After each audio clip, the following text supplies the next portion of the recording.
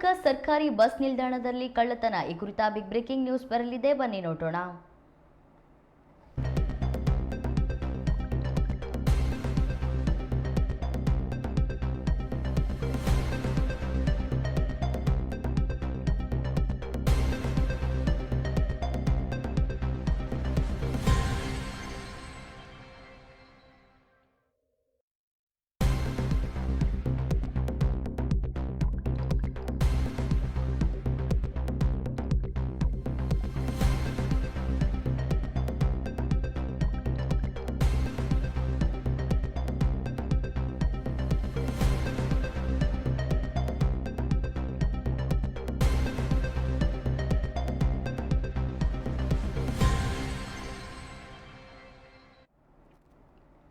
ಶಿವಮೊಗ್ಗದ KSRTC bus ನಿಲ್ದಾಣದಲ್ಲಿ ಕಳ್ಳತನ ಪ್ರಕರಣಗಳು ಮುಂದುವರೆದಿವೆ.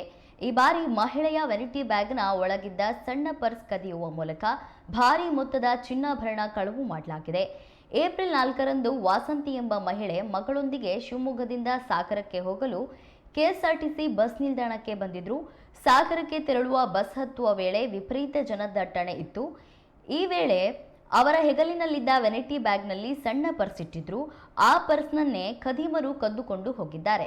ಬಸ್ ಹತ್ತುವ ಭರದಲ್ಲಿ ಮಹಿಳೆ ವೆನಿಟಿ ಬ್ಯಾಗ್ನಲ್ಲಿದ್ದ ಸುಮಾರು 179 ಗ್ರಾಂ ಚಿನ್ನಾಭರಣ ಹಾಗೂ 35,000 ನಗದು ಸೇರಿ ಒಟ್ಟು 8,57,047 ರೂಪಾಯಿ ಮೌಲ್ಯದ ವಸ್ತುಗಳನ್ನು ಕಳುವಾಗಿದೆ.